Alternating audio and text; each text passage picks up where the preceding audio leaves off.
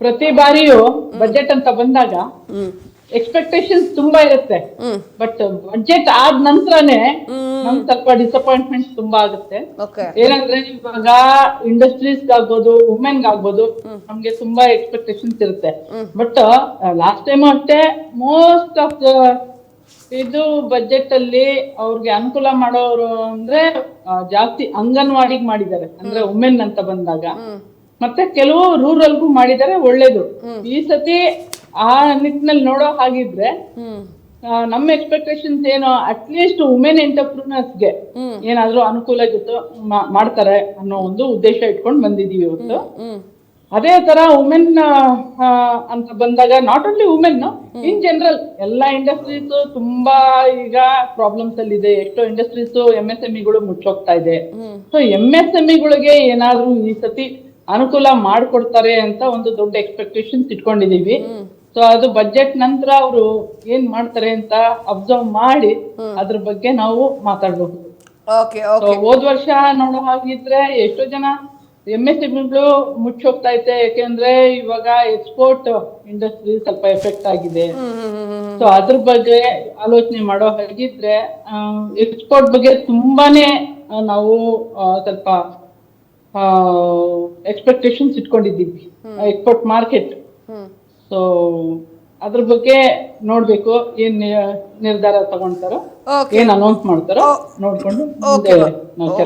Okay ma'am, ಹಂಗೆ live ಅಲ್ಲಿ ಇರಿ. ನಾನು ತಿಮ್ಮೇಗೌಡರನ್ನ ಮಾತಾಡಿಸ್ತಾ ಇದ್ದೆ. ಎಸ್ ಸರ್, ರಕ್ಷಣಾ ವಲಯಕ್ಕೆ ಜಾಸ್ತಿ ಬಜೆಟ್ ಹೋಗುತ್ತೆ ಅಂತ ಹೇಳ್ತಾ ಇದ್ವಿ. ನೆಕ್ಸ್ಟ್ ಯಾವ ಕಡೆ ಹೋಗುವಂತ ಸಾಧ್ಯತೆ ಇದೆ? ಕರ್ನಾಟಕಕ್ಕೆ ಬರುತ್ತಾ? ಅಲ್ಲಲ್ಲ, ಹೌದು, ನಮ್ಮ ಕರ್ನಾಟಕಕ್ಕೆ ಖಂಡಿತ ಬರುತ್ತೆ. ಆದ್ರೆ ತಗೊಳ್ತಕ್ಕಂಥ ಮನಸ್ಸು ನಮ್ಮ ರಾಜ್ಯ ಸರ್ಕಾರ ಮಾಡಬೇಕು. ಯಾಕೆಂತಂದ್ರೆ ನೋಡಿ, ಇವತ್ತು ನಮ್ಮ ದೇಶ ರೈತರಿಂದ ಕೂಡಿರ್ತಕ್ಕಂಥ ದೇಶ. ಆದರೆ ರೈತರಿಗೆ ಒಂದು ಈ ಸಾರಿ ಹೆಚ್ಚಿನ ಒಂದು ಸಿಹಿ ಸುದ್ದಿಯನ್ನು ಕೊಡ್ಬೋದು ಅಂತಕ್ಕಂಥ ಎಲ್ಲರ ನಿರೀಕ್ಷೆ ಇದೆ. ಅದೇ ರೀತಿಯಲ್ಲಿ ಆಗ್ಬೋದು ಅಂತಕ್ಕಂಥದ್ದು. ಮತ್ತು ಮೂಲಭೂತ ಸೌಕರ್ಯಗಳು ಇವತ್ತು ಹಳ್ಳಿಗಳಿಂದಲೂ ಕೂಡ ಒಂದು ಮೂಲಭೂತ ಸೌಕರ್ಯ ಆಗ್ತಾ ಇದೆ. ಇನ್ನೂ ಹೆಚ್ಚಿನ ರೀತಿಯಲ್ಲಿ ಆದರೆ ಒಳ್ಳೆಯದು ಅಂತಕ್ಕಂಥದ್ದು. ಯಾವುದು ರಸ್ತೆ ಇರ್ಬೋದು, ಆ ರೈತ ಬೆಳೆದಂಥ ಬೆಳೆಯನ್ನು ಯಾವ ಸಾಗಣೆ ಮಾಡೋದಕ್ಕೆ ಮತ್ತು ಅದಕ್ಕೆ ತಕ್ಕಂತಹ ವ್ಯವಸ್ಥೆ, ಮಾರುಕಟ್ಟೆ ವ್ಯವಸ್ಥೆ, ಅದಕ್ಕೆಲ್ಲನೂ ಕೂಡ ಈ ಸಾರಿ ಹೆಚ್ಚಿನ ಆದ್ಯತೆ ಕೊಡ್ತಾರೆ ಅಂತಕ್ಕಂಥದ್ದು ಭಾವನೆ. ಮತ್ತು ರೈತರಲ್ಲಿ ಹೆಚ್ಚಿನ ಒಂದು ಆತ್ಮವಿಶ್ವಾಸವನ್ನು ಹೆಚ್ಚು ಮಾಡೋದಕ್ಕೆ ರೈತರಿಗೂ ಅನುಕೂಲಗಳಾಗ್ತಕ್ಕಂಥದ್ದು ನಿರೀಕ್ಷಣೆ ಇದೆ. ಜೊತೆಗೆ ಅದೇ ರೀತಿಯಲ್ಲಿ ಮೇಡಮ್ ಅವ್ರು ಹೇಳಿದಂಗೆ MSME ಏನಿದೆ ಇವತ್ತು ಮಹಿಳಾ ಅಂದರೆ ವುಮೆನ್ ಎಂಟರ್ಪ್ರಿನರು ಜಾಸ್ತಿ ಆಗ್ತಾ ಇದೆ. ಕಳೆದ ಬಾರಿ ನೋಡಿದಾಗ ಈ ಕೇಂದ್ರ ಸರ್ಕಾರ ಅವ್ರಿಗೆ ಹೆಚ್ಚಿನ ರೀತಿಯಲ್ಲಿ ಕೊಡ್ತದೆ, ಜಾಸ್ತಿ ಆಗ್ತಾ ಇದ್ದಾರೆ. ಇನ್ನೂ ಹೆಚ್ಚಿನ ರೀತಿಯಲ್ಲಿ ಆದರೆ ಒಳ್ಳೆಯದು ಅಂತಕ್ಕಂಥದ್ದು ಒಂದು ನಿರೀಕ್ಷೆ ಕೂಡ ಇದೆ. ಅದೇ ರೀತಿಯಲ್ಲಿ ಯುವ ಸಬಲೀಕರಣ. ಇವತ್ತು ಏನಾಗಿದೆ, ಯೂತ್ಸ್ ಮೇಡಮ್ ಇಲ್ಲಿ ಓದ್ತಾರೆ, ಇಲ್ಲಿ ಎಲ್ಲ ಎಜುಕೇಷನ್ ತೋತಾರೆ, ಕೆಲಸಕ್ಕೆ ಮಾತ್ರ ಬೇರೆ ಕಡೆ ಹೋಗ್ತಿರ್ತಾರೆ. ಅದು ಕಾರಣ ಏನು, ಎಲ್ಲಿ ಅದಕ್ಕೆ ಇರ್ತಕ್ಕಂಥ ಸಮಸ್ಯೆಗಳೇನು ಅಂತಕ್ಕಂಥ ಕಂಡಿಡಿದು ಅದಕ್ಕೆ ಬೇಕಾದಂತಹ ಒಂದು ಅನುಕೂಲಗಳನ್ನ ಇನ್ನೂ ಹೆಚ್ಚಿನ ರೀತಿಯಲ್ಲಿ ಮಾಡಿದ್ರೆ ಒಳ್ಳೆಯದು ಅಂತಕ್ಕಂಥದ್ದು ಇವತ್ತು ಯುವಕರಿರ್ಬೋದು, ಯುವತಿರ್ಬೋದು, ಏನು ಎಜುಕೇಷನ್ ಮುಗಿಸ್ಕೊಂಡು ಬರ್ತಿದ್ದಾರೆ, ಅವರ ಎಕ್ಸ್ಪೆಕ್ಟೇಷನ್ ಇದೆ. ಏಕೆಂದರೆ ಇದಕ್ಕೆ ಮೂಲವಾಗಿರ್ತಕ್ಕಂಥದ್ದು ಕೇಂದ್ರ ಸರ್ಕಾರ. ಅದರಲ್ಲೂ ಕೂಡ ಬಜೆಟಲ್ಲಿ ಯಾವ ರೀತಿ ಅವರಿಗೆ ಅನುಕೂಲಗಳ ರೀತಿಯಲ್ಲಿ ಮಾಡಿಕೊಡ್ತಿದ್ದಾರೆ. ಈಗ ಸ್ಟಾರ್ಟಪ್ಸ್ ಇರ್ಬೋದು, ಸ್ಟಾರ್ಟಪ್ಸ್ ಹೇಳ್ದಂಗೆ ತುಂಬಾ ಓಪನ್ ಆಗ್ತಿದ್ದಾವೆ, ಇಲ್ಲ ಅಂತಿಲ್ಲ. ಅದು ಇನ್ನೂ ಹೆಚ್ಚಿನ ರೀತಿಯಲ್ಲಿ ಇನ್ನೂ ಏನಾದರೂ ಸಮಸ್ಯೆಗಳಿದ್ದರೆ ನೋಡಿ ಅದಕ್ಕೆ ಹೆಚ್ಚಿನ ರೀತಿಯಲ್ಲಿ ಮಾಡಿದ ಅನುಕೂಲವನ್ನು ಮಾಡಿದ್ರೆ ಒಳ್ಳೇದು ಅಂತಕ್ಕಂಥದ್ದು ಎಲ್ಲರ ನಿರೀಕ್ಷೆ. ಅದೇ ಸರ್, ಎಕ್ಸ್ಪೆಕ್ಟೇಷನ್ ಭಾಳ ಇರ್ತಾವೆ ನಮ್ಮದು, ರಿಯಾಲಿಟಿ ಸ್ವಲ್ಪ ಕಷ್ಟ ಆಗುತ್ತೆ. ಹೌದೌದು, ಇಲ್ಲ ಮಾಡಿದ್ರೆ ಅದಕ್ಕೆ ಕೇಂದ್ರ ಸರ್ಕಾರ ಹುಡುಕ್ಬೇಕಾಗುತ್ತೆ. ಅದೇ ರೀತಿ ರಾಜ್ಯ ಸರ್ಕಾರ ಕೂಡ ಕೋಆಪರೇಟ್ ಕೊಟ್ಟು ಏನು ಬೇಕಾಗಿದೆ ಅಂತಕ್ಕಂಥದ್ದನ್ನ ಆಯಾ ರಾಜ್ಯಗಳಿರ್ತಕ್ಕಂಥವ್ರು ಮತ್ತೆ ನಮ್ಮ ದೇಶದಲ್ಲಿ ಹೊರಗಡೆ ಹೋಗ್ತಕ್ಕಂಥದಕ್ಕೆ ಎಲ್ಲ ರೀತಿಯ ಅನುಕೂಲಗಳನ್ನ ಮಾಡಿಕೊಡ್ಬೇಕು. ಓಕೆ ಸರ್, ನಿಮ್ಮ ಹತ್ರನೂ ಬರ್ತೀನಿ. ಮೇಡಮ್ ರೂಪರಾಣಿ ಅವರೇ, ನಾನು ಕೇಳ್ತಾ ಇದ್ದೆ, ಎಲ್ಲ ಪಕ್ಷಗಳು ಕೂಡ ಗ್ಯಾರಂಟಿಗಳ ಯೋಜನೆಗಳನ್ನ ತರ್ತಾ ಇದ್ದಾರೆ. ಅದರಲ್ಲೂ ಕೂಡ ಕರ್ನಾಟಕದಲ್ಲಿ ಯಾವಾಗ ಗ್ಯಾರಂಟಿ ಯೋಜನೆ ಅಂತ ಬಂತು ಹಂಗೆ ಕೇಂದ್ರದವರು ಮಾಡ್ಕೊಂಡಿದ್ದಾರೆ. BJP ಅವರು ಗ್ಯಾರಂಟಿ ಯೋಜನೆ ಮಾಡಿದ್ದಾರೆ. ಅದೇನೋ ಇದು ಅವ್ರದ್ದೇ ಒಂದೇ ತಪ್ಪು, ಇವ್ರದ್ದೇ ಮಾಡಿದ್ದಾರೆ ಅಂತಲ್ಲ, ಎರಡೂ ಪಕ್ಷಗಳು ಮಾಡಿದ್ದಾರೆ. ಈಗ ಹೆಂಗಾಗ್ತಿದೆ ಅಂತಂದ್ರೆ ನಮ್ಮ ತೆರಿಗೆ ಮೇಲೆ ಏನಾದರೂ ಪೆಟ್ಟು ಬೀಳುತ್ತಾ ಈ ಗ್ಯಾರಂಟಿ ಯೋಜನೆಗಳಿಂದ ಅನ್ನುವಂಥ ಪ್ರಶ್ನೆ ಮೇಡಮ್. ಈಗ ಹಾಗೆ ನೋಡೋ ಹಾಗಿದ್ರೆ ನಮ್ ಕರ್ನಾಟಕದೇ ತಗೊಳ್ಳಿ, ನಾವು ತೆರಿಗೆ ನಾವು ಕಟ್ತೀವಿ, ರೆವಿನ್ಯೂ ನಮ್ ಕಡೆಯಿಂದ ಬೇಕಾದಷ್ಟು ಬರ್ತಾ ಇದೆ ಗೌರ್ಮೆಂಟ್ಗೆ. ಹೌದು, ಆಯ್ತಾ. ಇಲ್ಲಿ ಏನಾಗಿದೆ ಅಂದ್ರೆ ಎಲ್ಲ ಫ್ರೀ ಕೊಟ್ಬಿಟ್ಟು ಇವ್ರು ಮಾಡೋ ಸ್ಕೀಮ್ಸ್ಗಳು ಯಾರ್ಗ್ ಅನ್ವಯಿಸ್ಬೇಕೋ ಅದು ಅನ್ವಯಿಸ್ತಾ ಇಲ್ಲ. ಯಾಕೆಂದ್ರೆ ಎಷ್ಟೋ ಇವಾಗ ನಾವು ಪ್ರೋಗ್ರಾಮ್ಸ್ ಮಾಡ್ತೀವಿ, ಈ ಸ್ಕೀಮ್ಸ್ ಬಗ್ಗೆ ನಾವು ಅವೇರ್ನೆಸ್ ಕೊಡ್ತೀವಿ, ಅದು ಇಂಪ್ಲಿಮೆಂಟೇಶನ್ ಆಗ್ತಾ ಇಲ್ಲ ತೆರಿಗೆ. ಯಾಕೆ ಆಗ್ತಾ ಇಲ್ಲ? ಮಹಿಳೆಯರು ಮನೆಯಿಂದ ಹೊರಗೆ ಬರ್ಬೇಕು ಅಂದ್ರೆ ಅವ್ರಿಗೆ ನೀಡ್ ಇರ್ಬೇಕು. ಇವಾಗ ನೀವೆಲ್ಲ ಫ್ರೀ ಕೊಟ್ಬಿಟ್ಮೇಲೆ ಎಲ್ಲ ಅನುಕೂಲ ಅವ್ರಿಗೆ ಈಸಿಯಾಗಿ ಸಿಕ್ಕುವಾಗ ಯಾರ್ ತಾನೇ ಮಹಿಳೆಯರು ಹೊರಗೆ ಬಂದು ದುಡಿಬೇಕು ಅನ್ನೋ ಕಷ್ಟಪಡ್ತಾರೆ? ಬಿಡಪ್ಪ ನಮ್ಗೆಲ್ಲ ಫ್ರೀ ಇದೆ, ನಮ್ಗೆ ಏನೋ ಟಿವಿ ಬೇಕು, ಮನೆಗೆ ದುಡ್ಡು ಬೇಕು, ಮಹಿಳೆ ಏನೋ ದುಡ್ಡೆಲ್ಲ ಆರಾಮಾಗಿ ಸಿಗ್ತಾ ಇದೆ, ಅಕೌಂಟ್ ಬರ್ತಾ ಇದೆ ಅಂತ ಹೇಳಿದಾಗ ಯಾರು ಕಷ್ಟಪಡಕ್ ಇಷ್ಟಪಡಲ್ಲ. ಎಲ್ಲ ಅನುಕೂಲಗಳು ಅವ್ರಿಗೆ ಮನೆ ಮಟ್ಟಕ್ಕೆ ಬಂದು ತಲುಪ್ತಾ ಇದೆ. ಸೊ ಹಾಗಾಗಿ ಸಫರ್ ಮಾಡ್ತಾ ಇರೋರು ಯಾರು? ರಿಯಲ್ MSMEಗಳು. ನಾವು ತೆರಿಗೆನೂ ಕಷ್ಟ ಪಡ್ತಾ ಇದೀವಿ. ಮತ್ತೆ ಇವ್ರು ಏನ್ ಸ್ಕೀಮ್ಸ್ ಅನೌನ್ಸ್ ಮಾಡ್ತಾರಲ್ಲ, ಅದು ಎಷ್ಟು ಮಟ್ಟಿಗೆ ಜಾರಿಯಲ್ಲಿದೆ, ಅದು ಜಾರಿಯಲ್ಲಿ ಇದೆಯೋ ಇಲ್ವೋ ಅದ್ರ ಬಗ್ಗೆ ತಲೆ ಕೆಡಿಸ್ಕೊಂಡೆ ಮತ್ತೆ ಮತ್ತೆ ಹೊಸ ಹೊಸ ಸ್ಕೀಮ್ಸ್ ನ ತರೋದ್ರಲ್ಲಿ ಅರ್ಥ ಇರೋದಿಲ್ಲ. ನಾನು ಪ್ರತಿ ಬಾರಿನೂ ಹೇಳೋದಿಷ್ಟೇ, ಇರೋ ಸ್ಕೀಮ್ಸ್ ನ ಇಂಪ್ಲಿಮೆಂಟ್ ಆಗಿದೆಯಾ ಇಲ್ವೋ.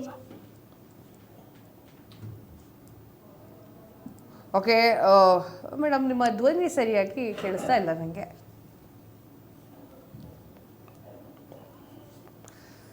ಎಸ್ ಸರ್, ಅದೇ ಹೇಳ್ತಾ ಇದ್ರು. ಏನು ಅಂತಂದ್ರೆ ನಾನು ಅವರಿಗೂ ಕೂಡ ಅದೇ ಪ್ರಶ್ನೆ ಕೇಳ್ತಾ ಇದ್ದೆ. ಏನು ಅಂದ್ರೆ ಗ್ಯಾರಂಟಿ ಯೋಜನೆ ಎಷ್ಟು ಮಟ್ಟಿಗೆ ಎಷ್ಟು ಜನಕ್ಕೆ ತಲುಪಿದೆ?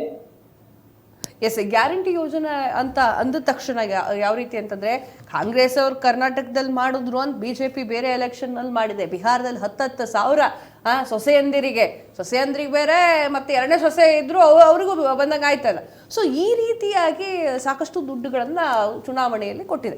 ಹೆಂಗಿತ್ತು ಮೊದಲು ಅಂತಂದ್ರೆ, ನಿಮ್ಗೆ ನೆನಪಿದೆಯೋ ಇಲ್ಲೋ ನನಗೆ ಗೊತ್ತಿಲ್ಲ. ಏನು ಅಂತಂದ್ರೆ, ಮೊದಲು ವ್ಯಕ್ತಿತ್ವವನ್ನ ನೋಡಿ ಓಟ್ ಹಾಕ್ತಿದ್ರು, ರೈಟ್? ತದಾದ ನಂತರ ಸ್ವಲ್ಪ ಮಾಡಿಫೈ ಆಗಿ ಅವ್ರವ್ರ ದುಡ್ಡೇ ಅವ್ರವ್ರು ಹಾಕಂತಿದ್ರು, ಎಲೆಕ್ಷನ್ ಮಾಡ್ಕೊಳ್ತಿದ್ರು, ಗೆದ್ದುಕೊಳ್ತಿದ್ರು. ಈಗ ಹೆಂಗಾಗ್ಬಿಟ್ಟಿದೆ ಅಂದ್ರೆ, ಗ್ಯಾರಂಟಿ ಯೋಜನೆಗಳನ್ನ ಕೊಡೋದು ಅಥವಾ ಇನ್ನಿಷ್ಟು ಹೇಳಿಕೆಗಳನ್ನ ಕೊಡೋದು, ಆಮಿಷಗಳನ್ನ ಒಡ್ಡೋದು, ತದಾದ ನಂತರ ನಮ್ಮ ತೆರಿಗೆ ಕತ್ರಿ ಅಲ್ವೇ ಇದು? ನೋಡಿ, BJPನೂ ಮಾಡಿದೆ ಇದು. ಖಂಡಿತ ಈ ವಿಷಯದಲ್ಲಿ ನೀವು ಹೇಳ್ತಾ ಇರೋದಕ್ಕಂತ 100ಕ್ಕೆ 100 ಸತ್ಯ.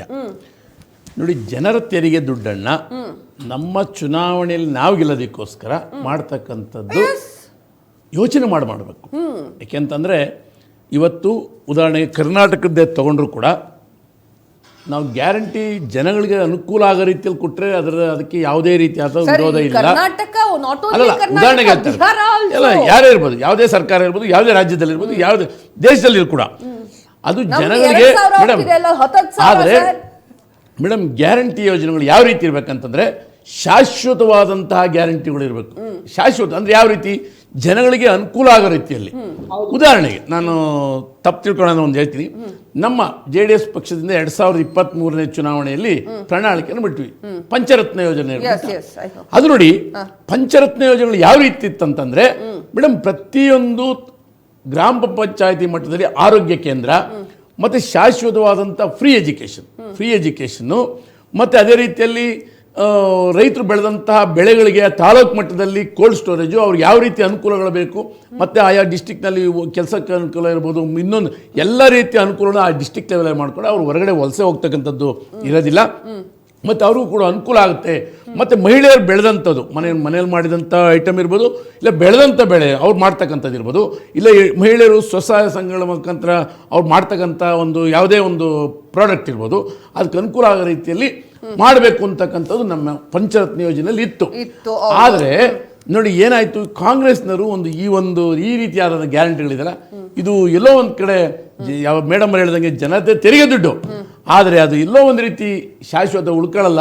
ಜನಗಳು ಎಲ್ಲೋ ಒಂದು ಕಡೆ ದಿಕ್ಕು ತಪ್ಪಿಸ್ತಕ್ಕಂಥ ಯೋಜನೆಗಳಾಗಬಾರ್ದು ಅಂತಕ್ಕಂಥದ್ದು ನನ್ನ ಅಭಿಲಾಷೆ. ಓಕೆ, ರೂಪಾರಾಣಿ ಮೇಡಮ್ ಅವರೇ, ಇಲ್ಲಿ ಕೇಳಿ. ಏನು ಅಂದರೆ, GDP ನಮ್ಮದು ತುಂಬ ಜಾಸ್ತಿಯಾಗಿ ಹೋಗ್ತಾ ಇದೆ, ಅದು ಒಪ್ಕೊಳ್ಳೋಣ ನಾವು, ಅದು ಖುಷಿ ಪಡುವಂತಹ ಸುದ್ದಿ. ನಾವು 4